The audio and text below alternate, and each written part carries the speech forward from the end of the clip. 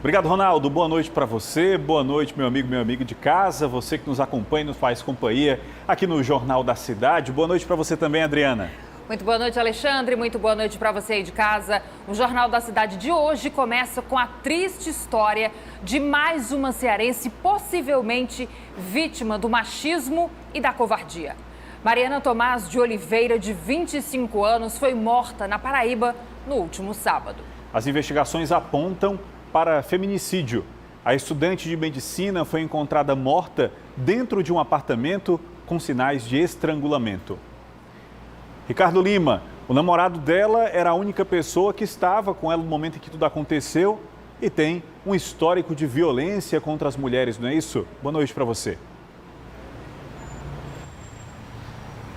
Boa noite, Alexandre. Infelizmente é isso. O Joanes Dudek possuía ficha de antecedentes criminais com pelo menos 2 crimes capitulados como violência de gênero, com base inclusive na Lei Maria da Penha.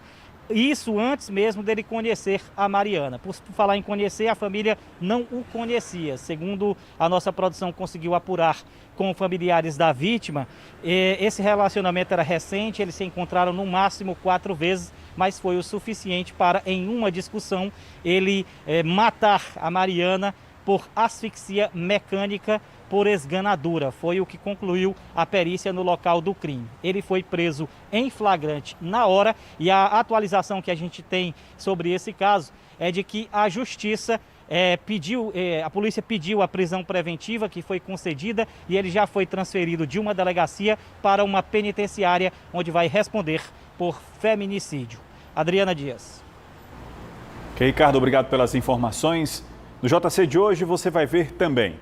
Calamidade no sul do estado. Fortes chuvas deixam moradores desabrigados em Cedro e Várzea Alegre. Pequenas barragens romperam e inundaram distritos inteiros. 2 brasileiros e um europeu são presos em Fortaleza por tráfico de drogas. Trio morava em um flat de luxo na beira-mar. O JC de hoje traz as atualizações sobre a morte trágica da criança que caiu dentro de um poço no bairro Altra Nunes, em Fortaleza. E o risco iminente de uma nova greve dos caminhoneiros devido à alta dos combustíveis. Eles dizem que o valor do frete não acompanhou o preço do diesel. No Jornal da Cidade, que já está no ar.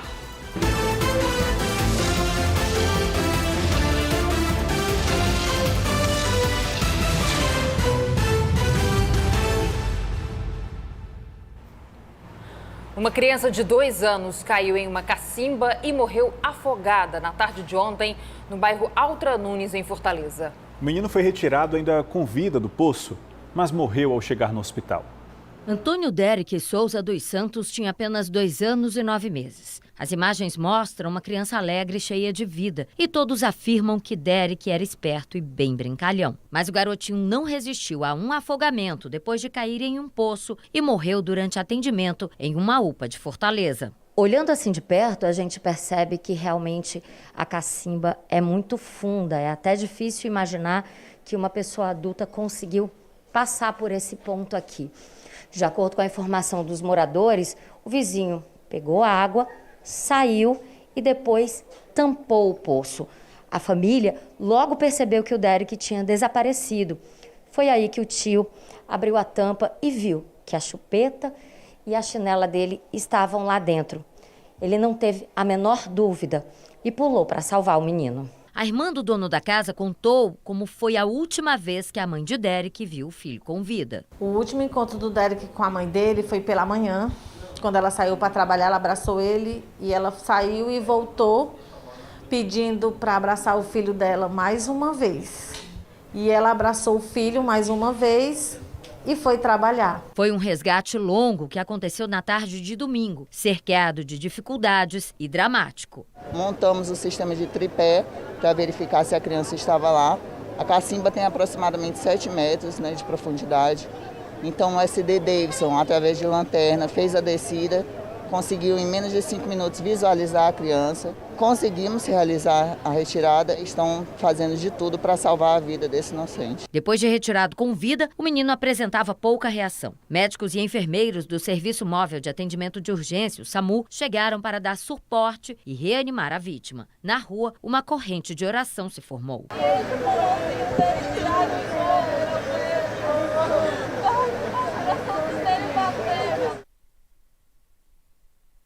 De um lado estava a família do menino, do outro os bombeiros. O mergulhador que entrou no poço também se emocionou. Foram 2 horas de atendimento até ele ser levado para a UPA, o que encheu os curiosos de esperança.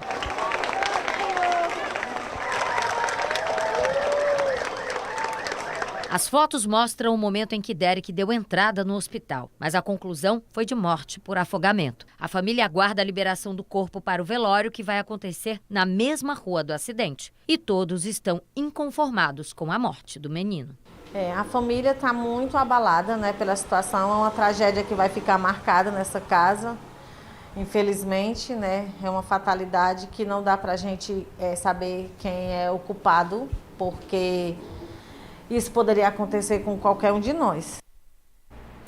O acidente com a criança está sendo investigado pelo 27º Distrito Policial. O empresário sofreu um choque elétrico e caiu de uma altura de mais de 3 metros. Foi em Camusim, no litoral oeste do estado. E o acidente foi registrado por câmeras de segurança. Quem tem mais informações é o repórter Jonas Deisson, do portal Sobral Online.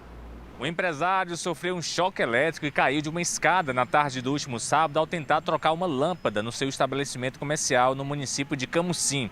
O acidente foi registrado por câmeras de segurança próximo ao restaurante que fica em frente à beira-mar, na cidade. O empresário Alan Salles estava em uma escada e era ajudado por um amigo. O proprietário mexia na luminária quando sofreu o choque, desmaiou e caiu no asfalto. O colega que observava o empresário tentou evitar a queda, mas não conseguiu. De acordo com vizinhos, o empresário foi socorrido por uma ambulância do Serviço de Atendimento Móvel de Urgência do SAMU e encaminhado para a unidade de pronto atendimento da cidade. O empresário disse nas suas redes sociais que, por incrível que pareça, não quebrou nada, só muita dor e agora é só repousar. De Sobral, na região norte do estado do Ceará, Jonas Deisson para o Jornal da Cidade. 3 pessoas, dentre elas um turista espanhol, foram presas em um flat de luxo na Avenida Beira-Mar, em Fortaleza. A Manuela Braga traz mais informações ao vivo aqui no JC. Esse flat funcionava como um ponto de distribuição de drogas, Emanuela. Boa noite. Boa noite. A polícia acredita nisso, viu? A polícia passou a monitorar o veículo, né, que essas pessoas estavam fazendo a distribuição da droga aqui em Fortaleza. E viram que esse carro, ele havia entrado em um flat que fica localizado na Avenida Beira-Mar. Então, com a autorização para entrar no local e o número do apartamento onde o trio estava, os profissionais da Delegacia de Narcóticos foram até lá e foram recebidos pelo cearense Francisco François Miranda Neto, de 28 anos, que já tinha antecedentes criminais. No mesmo quarto também estavam o espanhol Rafael Felipe Torres Aldenhoff, de 38 anos, e o paraense Reginaldo Gomes Cordeiro. Dentro do apartamento, os policiais acabaram encontrando 9 quilos de cocaína, além de dinheiro. O trio, todo o material encontrado, foram levados para a Delegacia de Narcóticos, onde todos foram autuados em flagrante por tráfico de drogas. Agora a polícia investiga a participação de outras pessoas na distribuição de droga aqui em Fortaleza. Eu retorno com vocês. Ok, Manuela, obrigado. E os caminhoneiros autônomos correm o risco de parar de trabalhar por conta da alta nos combustíveis. 35% do que eles ganham é só para abastecer o tanque. Preço dos combustíveis disparando nos postos de todo o país e revolta de quem precisa abastecer para poder trabalhar. Os caminhoneiros autônomos são os que mais sofrem. Cerca de 35% do valor do frete é usado para encher os reservatórios dos veículos. Mas o valor do frete não foi atualizado na mesma proporção do preço dos combustíveis. O diesel subiu cerca de 25% no último dia 11 de março. De acordo com o sindicato que representa as empresas transportadoras de cargas, o valor do reajuste do frete deveria ser de pelo menos 15% para que a situação volte a ser como era antes do aumento do preço dos combustíveis. Mesmo assim, o sindicato acredita que não há possibilidade de greve. No que diz respeito à possibilidade de greve, nós hoje achamos isso remoto. A gente só vai poder ter uma posição mais acertada com a evolução da questão da guerra Rússia-Ucrânia. Carlos é dono de empresa de transporte de cargas. cada centavo que sobe nos postos é sentido diretamente no seu faturamento. Para ele, os caminhoneiros devem parar em breve, mas não como protesto, e sim por falta de condições de trabalho. Infelizmente, ainda temos que continuar porque temos contratos a cumprir, se passaram a época da pandemia e estamos hoje nessa loucura de valor, praticamente o triplo do preço e o frete defasado. Motociclistas que trabalham por aplicativo realizaram manifestação na manhã de hoje. Essa outra categoria, que também está preocupada com o preço dos combustíveis, alega que está praticamente inviável trabalhar com alta nos preços. Os entregadores por aplicativo também aproveitaram o momento para reivindicar melhores condições de trabalho. A manifestação percorreu avenidas da capital e realizou concentrações em vários locais, como a Assembleia Legislativa e Praça da Imprensa. Pelo menos 100 motociclistas participaram do ato. Manuel trabalha por aplicativo há pouco mais de 2 anos.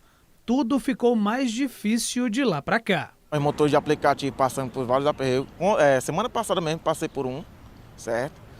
A salvação foi por um popular. Tem muita roubalheira, questão de nos postos de combustível. Gasolina de má qualidade. Entre as principais reclamações estão os repasses feitos pelos aplicativos, considerados baixos pelos profissionais, e a alta nos preços dos combustíveis.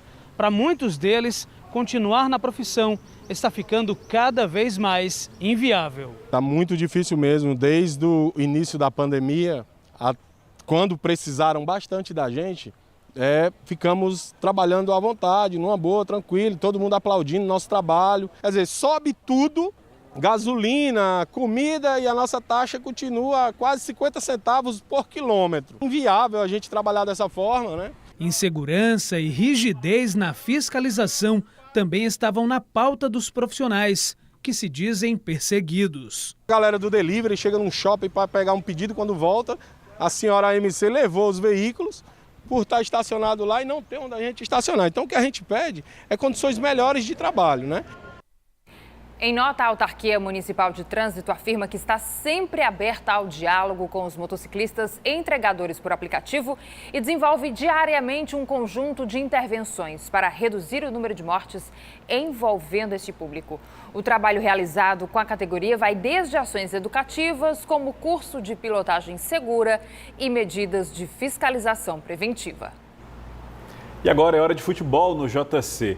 Hoje nós recebemos o Carlos Henrique Costa aqui no estúdio porque a turma do Camisa 8 já está se aquecendo para o bate-bola de logo mais às 8h15 no YouTube do GC+. Um dos assuntos de hoje é a final do Campeonato Cearense entre Fortaleza e Caucaia. E a gente quer saber, Carlos, o Fortaleza é o favorito ou o Caucaia pode surpreender? Vou dizer para vocês que é as duas coisas, né? O Campeonato Cearense já provou, meus amigos, que a surpresa pode acontecer, o Ceará foi eliminado antes, e a gente vai debater tudo isso no Camisa 8, porque a gente vai explicar como é que foi a classificação desses dois finalistas, né? Primeiro o jogo entre Fortaleza e Ferroviária, a gente tem inclusive os gols dessa partida, esse jogo acabou em 2-1. O primeiro, o Moisés marcou logo no começo da partida, o Ferroviário até pressionou, o Edson Carius foi lá e descontou, sempre ele, o Edson Carius. E lá no final, nos acréscimos, esse embrolho dentro da área, o André Balme marcou contra para a equipe do Fortaleza, 2-1, o resultado que já classificou o Fortaleza. Antes disso, o Caucaia tinha se classificado num jogo lá em Iguatu, um jogo horrível de se assistir, gramado muito ruim, aquela coisa toda. Além disso, meus amigos, um outro assunto que precisa ser debatido é em relação às datas das finais, né? Tanto do estadual quanto às datas dessa reta final da Copa do Nordeste. Vai coincidir? Tem coisa aí, vai rolar muita confusão, a gente vai debater tudo isso, sem muita polêmica, claro, né? A gente não vai esquentar o negócio não, mas a gente vai debater tudo isso. 8h15 da noite, eu, Luiz Henrique Pontes, Balacó e também o Gomes Farias, que chega já por aqui, todo nos trinks para apresentar o programa. Beleza, Carlos, valeu. Já 8h15, todo mundo ligadinho na turma do Camisa 8. E nesta terça-feira tem Copa do Brasil. O Ceará enfrenta na Arena Castelão a equipe do Tuna Luso do Pará em jogo único. Gomes Farias comenta a expectativa para essa partida.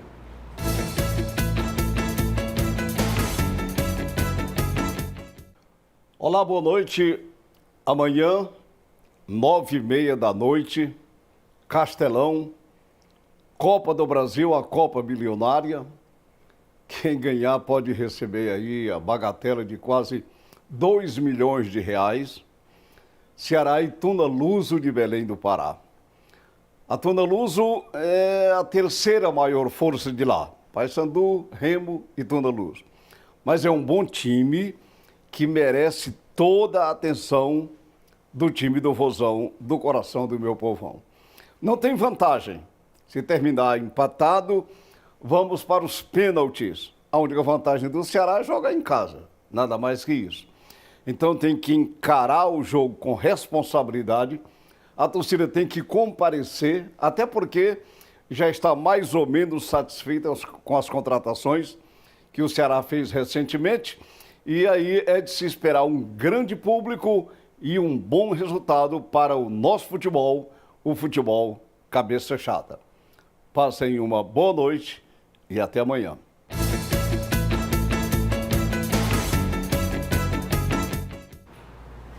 Ainda hoje no JC, criminosos voltaram a expulsar famílias das próprias casas em Fortaleza. E no próximo bloco, enchentes deixam dezenas de famílias desabrigadas na região do Cariri. Comunidades inteiras estão ilhadas.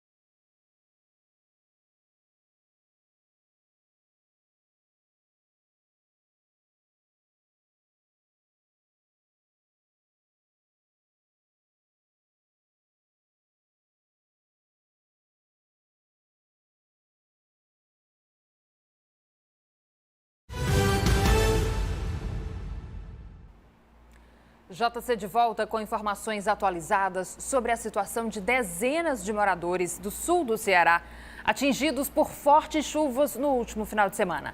Barragens romperam e deixaram pessoas ilhadas. Emanuela Braga, já passa de 300 o número de famílias desabrigadas? Isso mesmo, Adriana, na verdade são 354 famílias, 300 no município de Cedro. Lá foram 11 distritos que foram afetados. A Prefeitura, inclusive, disponibilizou a Defesa Civil, a Secretaria de Saúde, para dar apoio a essas famílias. 54 famílias foram em Várzea Alegre. Lá foram as pessoas que moram próximo ao açude de Caraíbas. A Prefeitura lá disponibilizou pelo menos 3 caminhões para ajudar a retirar os pertences dessas famílias de suas casas até que a água venha a baixar. A informação que nós temos é que só em Várzea Alegre foram 200 milímetros nesse final de semana. A nossa equipe de reportagem acompanhou de perto todo o trabalho de resgate e também o drama dessas famílias atingidas por essa enchente. Do alto é possível ver apenas uma parte da área alagada. Dezenas de comunidades rurais ficaram ilhadas depois que o açude Caraíbas transbordou. De acordo com o Corpo de Bombeiros, cerca de 500 pessoas ficaram desalojadas. A nossa prioridade são pessoas com enfermidades e gestantes. E também tivemos a possibilidade agora de fazer o resgate de um especial. Há prejuízos materiais, mas felizmente até o presente momento nenhuma vítima fatal. Muita gente ainda deixa as casas. As pessoas, famílias inteiras, que tiveram suas casas alagadas.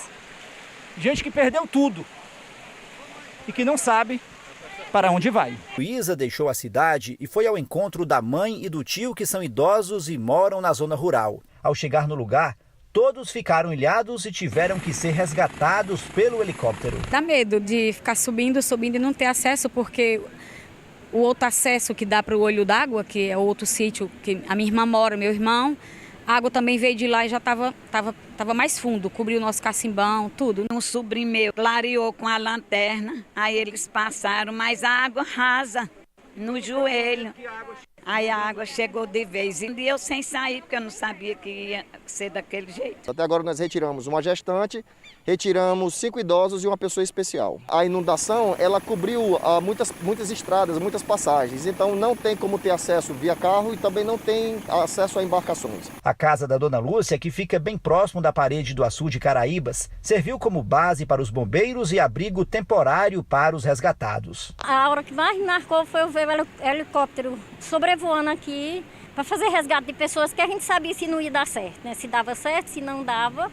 E aquele medo de não dar certo e a preocupação. Em alguns locais choveu mais de 200 milímetros. A todo momento, chegava a notícia de pessoas que estavam presas em suas propriedades sem conseguir sair de casa. Um idoso, uma mulher e um rapaz. Aqui no sítio Caraíbas, todas as casas ficaram alagadas. Horas se passaram, já é noite, mas a situação ainda é a mesma. As casas que foram completamente tomadas pela água.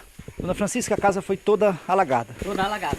Vai passar a noite dessa forma, não vai sair de casa. Não, não vamos. A gente decidiu que vai ficar, porque a gente tem medo de vir mais chuvas, né? Nesta segunda-feira, a Secretaria de Saúde do Estado divulgou um balanço dos 2 anos de pandemia da Covid-19 no Ceará. Foi um trabalho intenso de vários profissionais de saúde mobilizados para salvar vidas.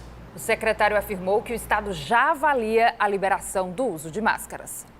2 anos que parecem 2 décadas, e a fase mais complicada de nossas vidas foi marcada por restrições e muitas perdas inesperadas. Hoje, 2 anos depois da descoberta dos primeiros casos no estado, a sensação é de alívio, mas ainda não acabou, principalmente para quem atua no enfrentamento à doença. Eric é coordenador de enfermagem do Hospital Leonardo da Vinci e vivenciou intensamente a pandemia. O desconhecido, como foi uma doença nova, foi o que impactou muito nós, profissionais da saúde.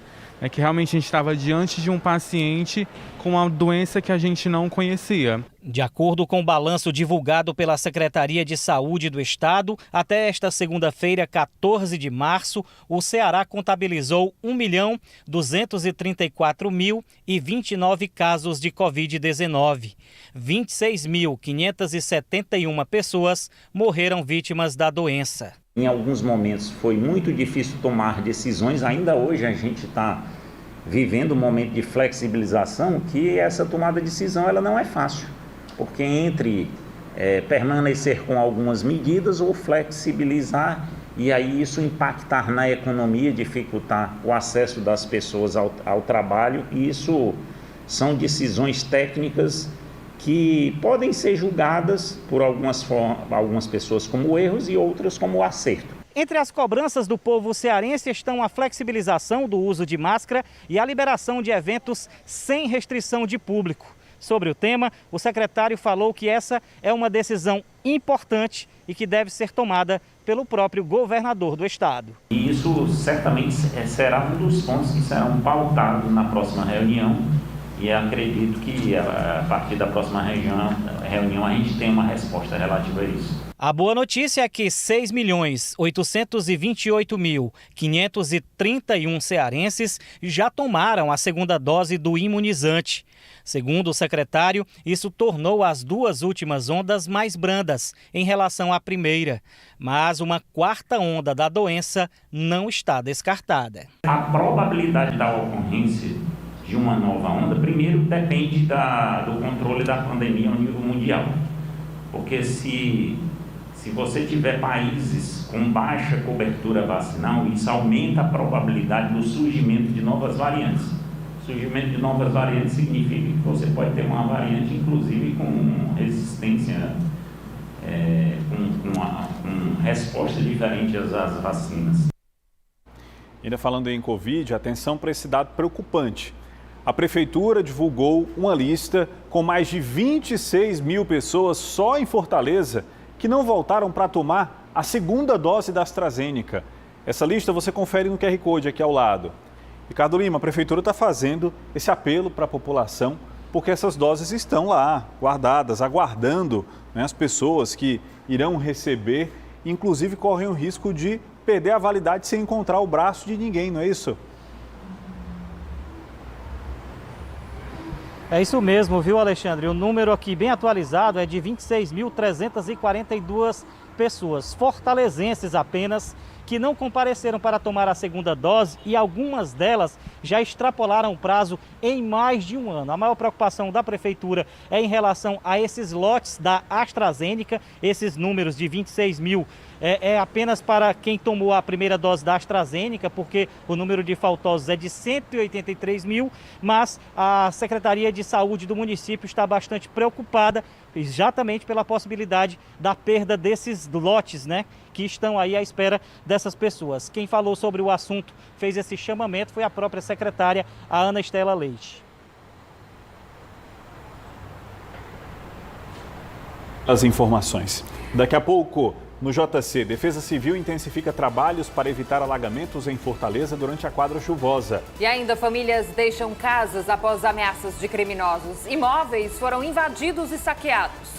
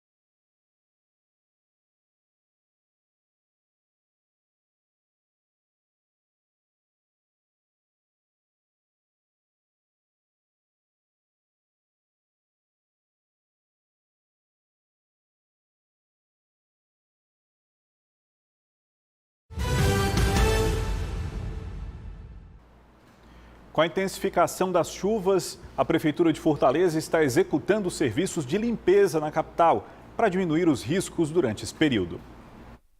Homens e máquinas empenhados em um trabalho pesado de limpeza de canais e bueiros em Fortaleza.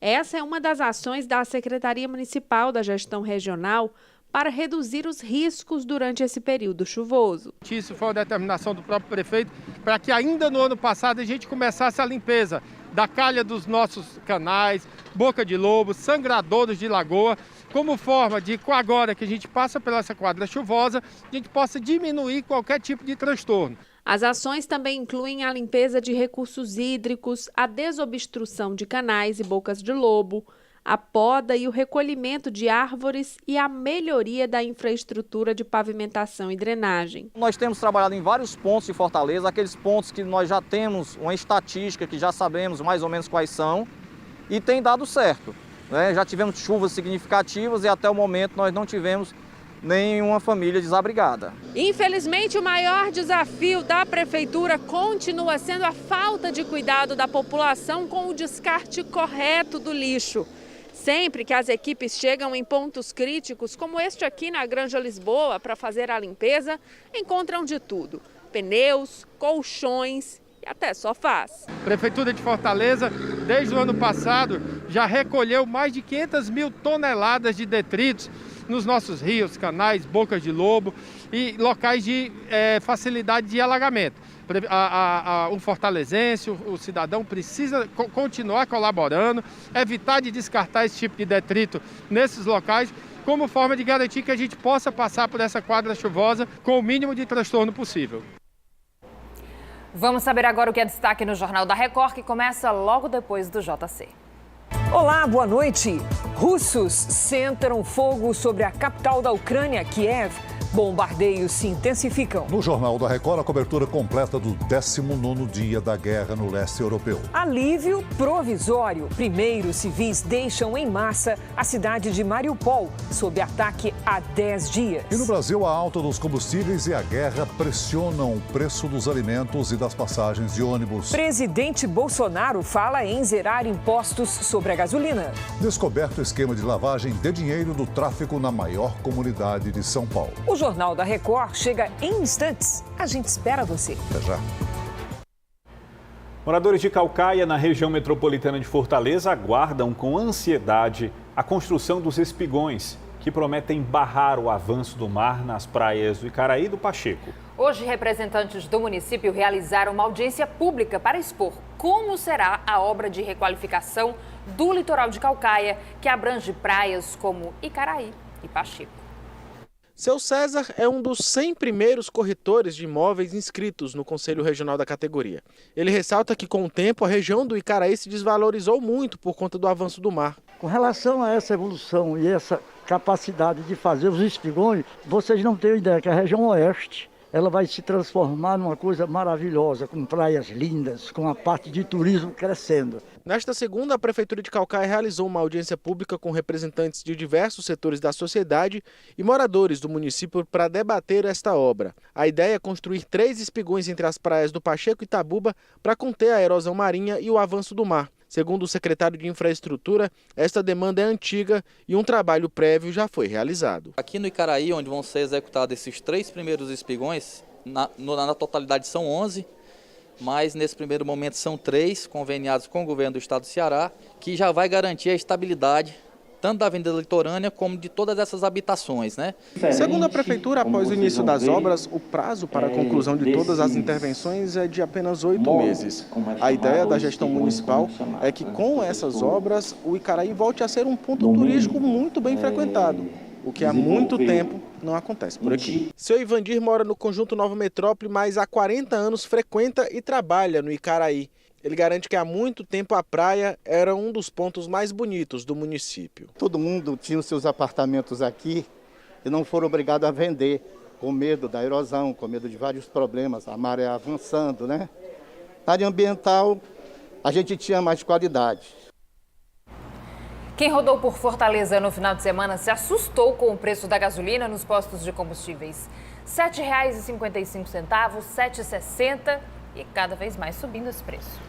Bem, diante disso, muita gente já está considerando mudar o meio de transporte por algo mais em conta. Este entregador já pensa em trocar a motocicleta. Tem que comprar uma bicicleta, porque de moto não vai estar dando não, viu? Tá muito alto, né? O aumento da gasolina deixou muita gente desnorteada. Uma opção para economizar é andar de ônibus, mas para isso precisa fazer o bilhete único. O aumento da procura pelo bilhete único tem sido gradativo desde o início da pandemia e também no início deste ano. Não há dúvidas de que existem bastante benefícios para as pessoas que optarem aí pelo sistema de transporte coletivo, que afinal de contas é bem mais barato. Com o aumento da gasolina, que incide para aqueles proprietários de veículos e também para aqueles motoristas de aplicativo, é possível que muita gente migre para os ônibus de Fortaleza. No Sindônibus do bairro Aerolândia, no início de segunda-feira, não houve filas. Isso indica que é um bom momento para tirar o cartão. RG, CPF e comprovante de residência são exigidos. Além deste aqui, tem postos de atendimento nos VaptVupts e nos terminais do Siqueira e do Papicu. O gerente de Vale Transporte aponta os benefícios. Ele é de você poder, o usuário, pagar a primeira passagem, e durante 2 horas ele poder utilizar o sistema de transporte sem pagar nenhuma outra passagem, nenhum pagamento adicional. Menos de 5 minutos ele já sai com seu cartão prontinho para utilizar. E mais uma vez, famílias foram expulsas de casa pela ação de bandidos. Desta vez, o caso foi no bairro Siqueira, aqui em Fortaleza. Alguns moradores estavam na igreja quando as casas foram invadidas e roubadas. A rua Eriveu Ramo fica atrás do cemitério do Bom Jardim, já no bairro Siqueira. As últimas famílias ficaram sozinhas depois que as outras saíram do local. Agora, a gente confere o momento Fê-Comércio da semana.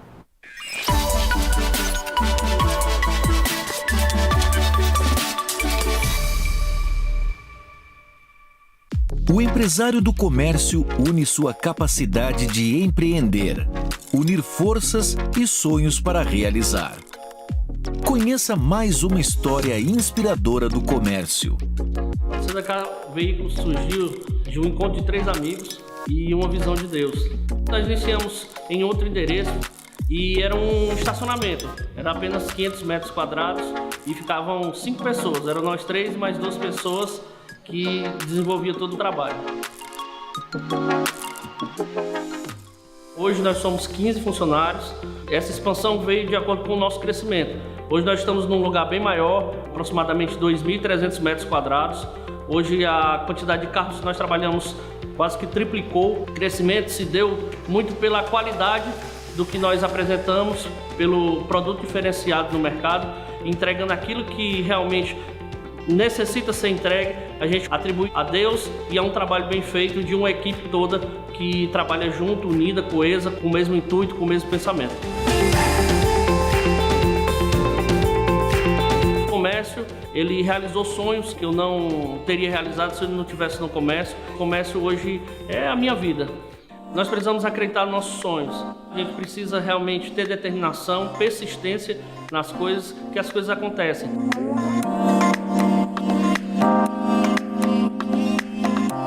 É por isso que onde tem uma empresa do comércio de bens, serviços e turismo, tem o sistema Fê-Comércio, representando o comércio, transformando vidas.